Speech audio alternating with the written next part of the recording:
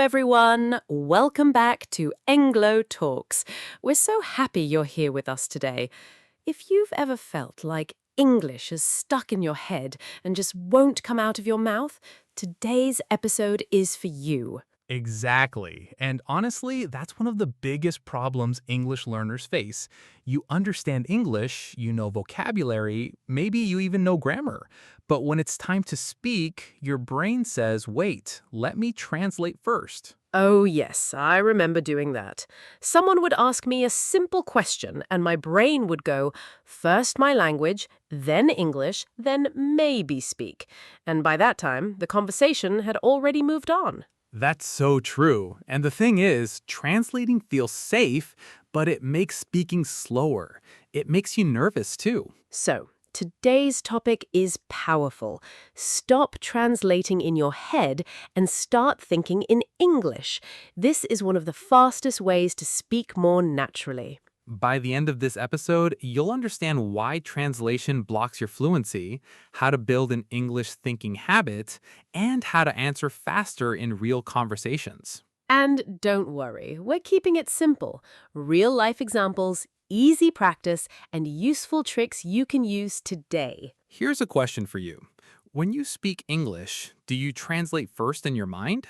Be honest. Write yes or no in the comments. We really want to know. And if you want to improve your English naturally, don't forget to like this episode, subscribe to Englo Talks, and share it with a friend who's learning too. All right, let's jump in and learn how to think directly in English instead of translating every word. So, first, let's understand the basic idea.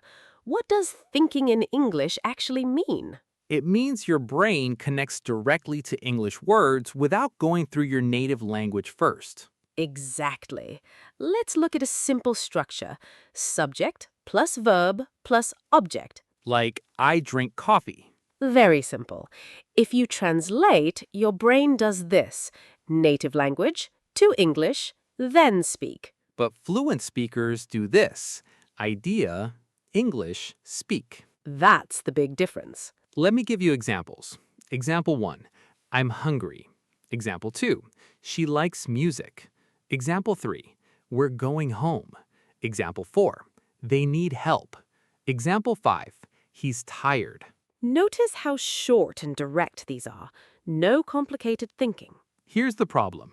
Many learners hear, I'm hungry, and think, how do I say this in English? But instead, train yourself to connect the feeling directly with the English phrase. For example, when you wake up, don't think in your language, I'm waking up. Say it in English inside your mind. Walking to the kitchen? Think, I'm making breakfast. Looking for your keys? Think, where are my keys? These small moments matter. Let me ask you something. When you're thirsty, what do you think? Good question. Usually, I need water. Great. That's direct English thinking. Listeners, what about you? Right now, look around your room and name 3 things in English. Write them in the comments. Here's a daily example. This morning, I looked outside and thought, it's sunny today. Nice. I looked at my phone and thought, I'm late. Real life, real English. Now, let's talk about negative forms. Very important. Structure. Subject plus don't or doesn't plus verb. Example, I don't understand. She doesn't like tea. We don't have time. Many learners freeze because negatives feel harder. But they're not. Keep the structure simple. Can you say, I don't know? Can you say, I don't want it? Can you say, I don't need help? Say them out loud right now. Here's a practice prompt. If your friend asks, do you want coffee? What can you say? No, I don't want coffee. Good.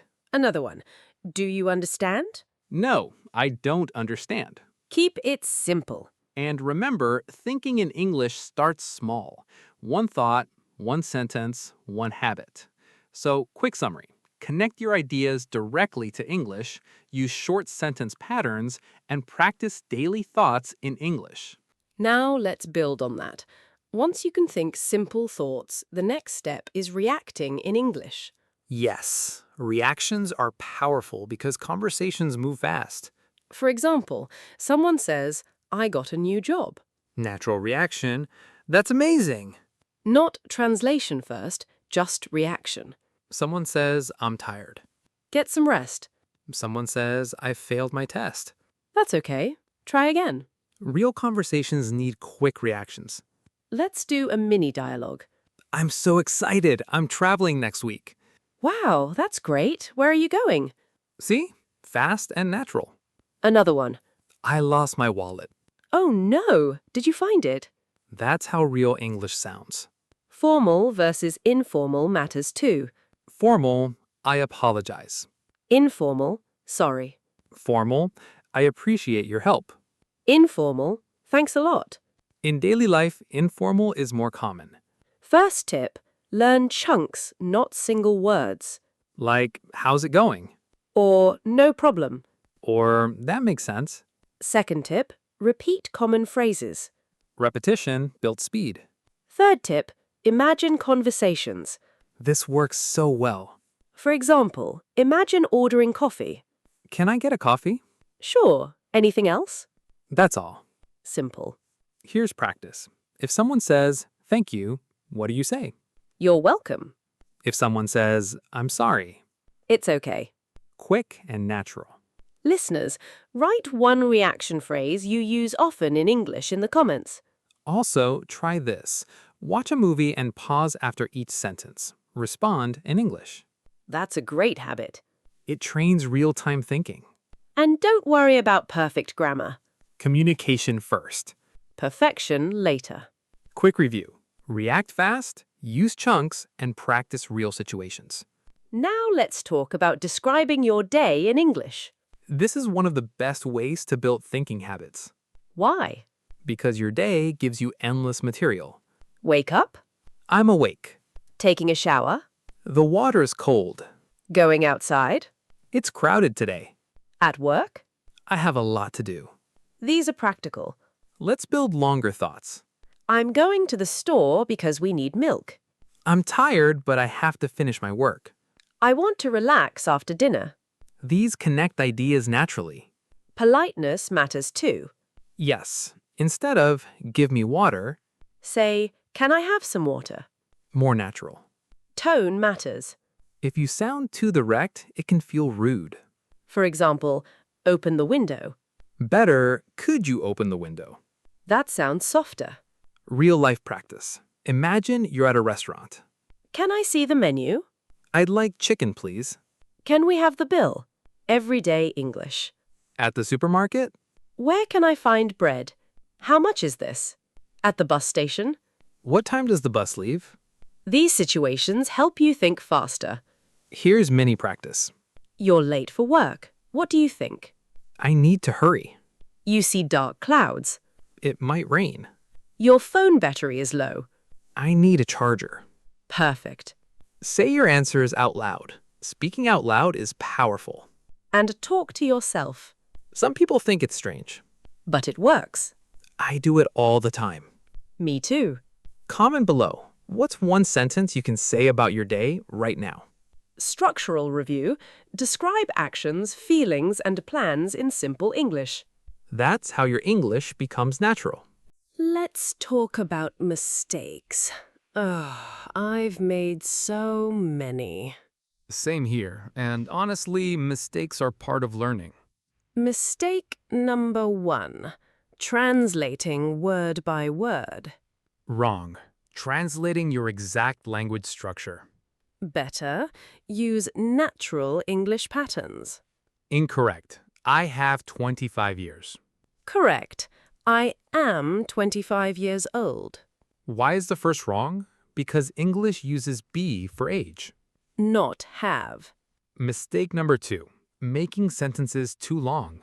Wrong. Trying to explain everything in one sentence. Better, break it. I'm tired. I need rest. Short is strong. Mistake number 3. Fear of mistakes. This one is huge. Some learners stay silent because they want perfect English. But silence doesn't improve speaking. Speaking improves speaking. Mistake number 4. Memorizing without using. Vocabulary without speaking disappears fast. Use words immediately. Use words immediately. What did you say? I said, I'm exciting. Oh, wow, that changes everything. Exactly. I'm excited means I feel excitement. I'm exciting means you make others excited. Big difference. Practice prompt. Say, I'm interested, not I'm interesting, if you feel interest. Another funny one, I'm boring. Oh, no. Better, I'm bored. Remember, feelings often use ed. Things often use ing. Practice this in comments. Write one sentence with excited or bored. And remember, mistakes are normal. Every fluent speaker made them. Even us. The goal isn't zero mistakes. The goal is better communication. All right, time for practice. Choose the correct sentence. Situation 1. You're hungry. Option A, I have hungry. Option B, I'm hungry. Correct answer, B. Hunger is a feeling. Situation 2, someone thanks you. Option A, no problem. Option B, no issue for me. Both can work, but A sounds more natural. Situation 3, you're late. Option A, I need hurry. Option B, I need to hurry. Correct, B. Need plus to plus verb. Situation 4, your friend is sad. Option A, cheer up. Option B, become happy. A is natural. B sounds strange. Situation 5, you want water. Option A, give me water. Option B, can I have some water? B is more polite. Say all the correct answers out loud. And try different tones. Casual, can I get water? Polite. Could I have some water? Formal, may I have some water? Different situations, different styles. Now your challenge. Create one English sentence about what you're doing right now and write it in the comments. Remember, real conversation matters more than perfect grammar. Today we learn something powerful. Fluency starts in your mind. If you stop translating and start thinking in English, speaking becomes faster and easier. We covered 3 big ideas today: simple sentence thinking, fast reactions, and daily life descriptions. These 3 habits can change your English completely if you practice them every day. Start small. 1 thought in English today, then 5 tomorrow. Don't wait to be perfect. Start now. Here's a question before you go. What's the hardest part for you? Thinking in English or speaking in English? Tell us in the comments. And if this episode helped you, like it, share it, and subscribe to Englo Talks for more real English conversations. Keep practicing, keep speaking, keep growing. Your English doesn't need to be perfect, it needs to be used. And every time you try, you improve a little more. Thanks for spending time with us today. Take care, keep speaking English, and see you next time.